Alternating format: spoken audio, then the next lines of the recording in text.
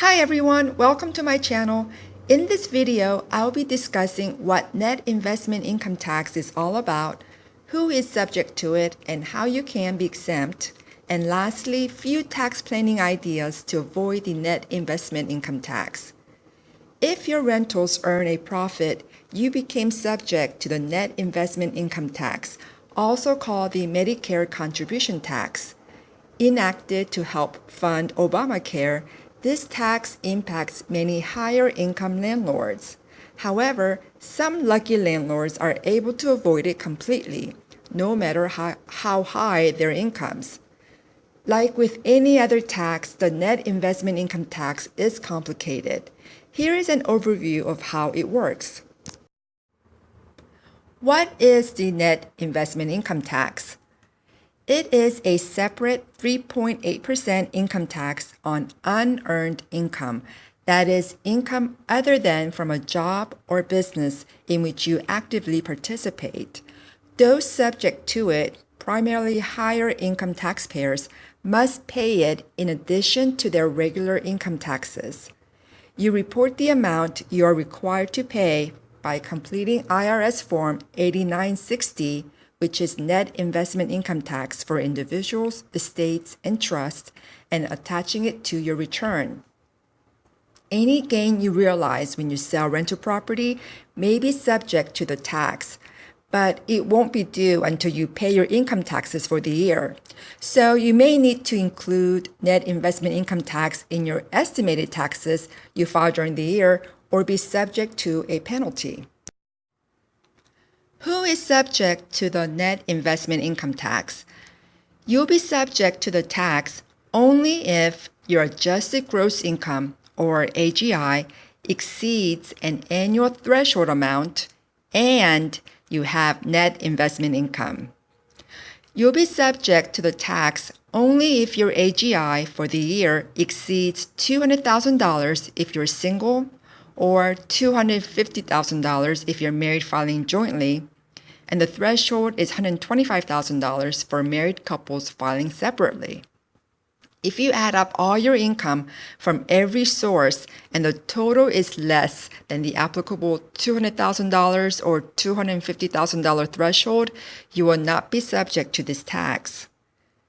Now, even if you ordinarily have less income than the applicable threshold, you may become subject to the tax in any year in which you sell rental property or other investment property for a substantial gain. Such gain will increase your AGI and could raise it over the threshold. Unfortunately, these thresholds are not automatically adjusted for inflation, so over time, more and more people will become subject to the net investment income tax, unless Congress acts in the future to increase the threshold to account for inflation. Net investment income consists of net rental income, which is rents minus expenses, income from investments, including interest, dividends, and annuities, income from any business in which you don't materially participate, in other words, aren't active in running, including real estate limited partnerships and other real estate investment businesses, and net capital gains, which is gains less capital losses that you earn upon the sale of property that is not part of an active business, including rental property, stocks and bonds, and mutual funds. The net investment income tax is a flat 3.8% tax. It is assessed only on the portion of your income determined by a formula. The formula is the lesser of the taxpayer's net investment income or the amount that the taxpayer's AGI exceeds the applicable threshold, which is $200,000 for single taxpayers and $250,000 for married filing jointly. Let's do an example. Amy, a single taxpayer, earns $200,000 in gross rents and has $100,000 in expenses. ending up with $100,000 in net rental income that must be included in her AGI. She also has $250,000 in employee income. Her AGI is $350,000, which is $150,000 over the $200,000 net investment income tax threshold. She must pay the 3.8% tax on the lesser of $100,000 or $150,000. Since $100,000 is less, she owes $3,800 in net investment income tax for the year that she must pay, along with her regular income taxes. If you sell your rental property for a gain, the amount must be included in your net investment income for that year. This can make you subject to the net investment income tax even if your AGI is ordinarily less than the $200,000 or $250,000 threshold. Let's do another example. Elle and Di are married taxpayers whose AGI each year is ordinarily about $100,000, including $20,000 in rental income. Thus, they ordinarily are not subject to the net investment income tax. However, this year they decide to sell one of their rental properties and earn a $200,000 profit. Their AGI for the year is now $300,000, which is $50,000 over the threshold. $50,000 is less than $300,000, so they must pay the 3.8% net investment income tax on $50,000, resulting in a $1,900 tax. This is in addition to regular capital gains tax they owe on their capital gain. Real estate professional exemption from the net investment income tax. What if you earn all or most of your income from real estate rentals? Many people who earn their living from landlording will be exempt from the tax because they'll qualify for a special exemption from the tax for real estate professionals. If you qualify for this exemption, you need not include your rental income or gains in your net investment income, no matter how large. But you must satisfy 3 tests to be eligible for this exemption. 1. You must be a real estate professional.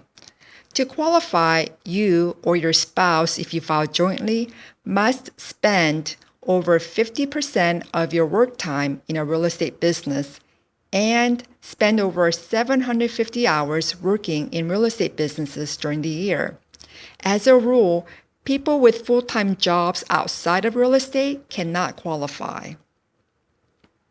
2. You must maturely participate in the rental activity.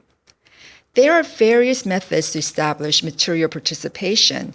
The 2 most common are working over 500 hours at the activity during the year or working 100 hours and more than anyone else.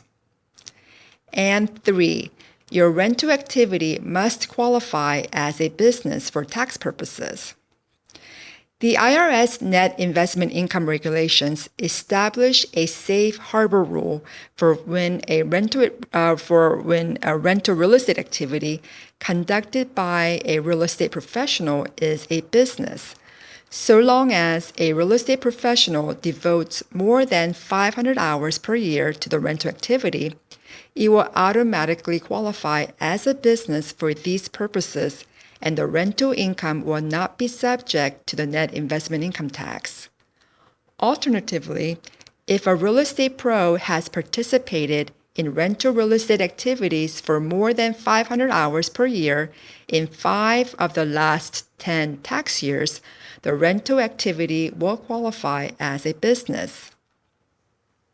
The 500-hour rule is a safe harbor, not a minimum requirement. So you don't absolutely have to work a minimum of 501 hours per year at your rental activity for it to qualify as a business.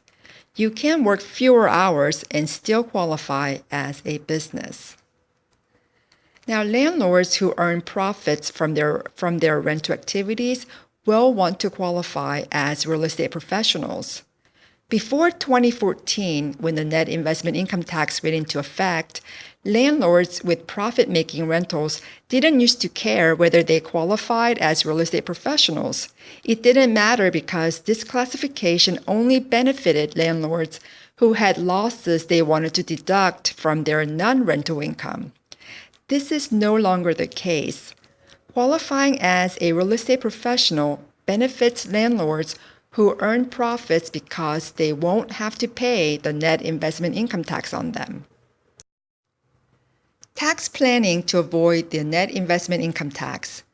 Obviously, the way to avoid the net investment income tax is to keep your AGI for the year below the $200,000 or $250,000 threshold, or have no net investment income. There are many ways to do this.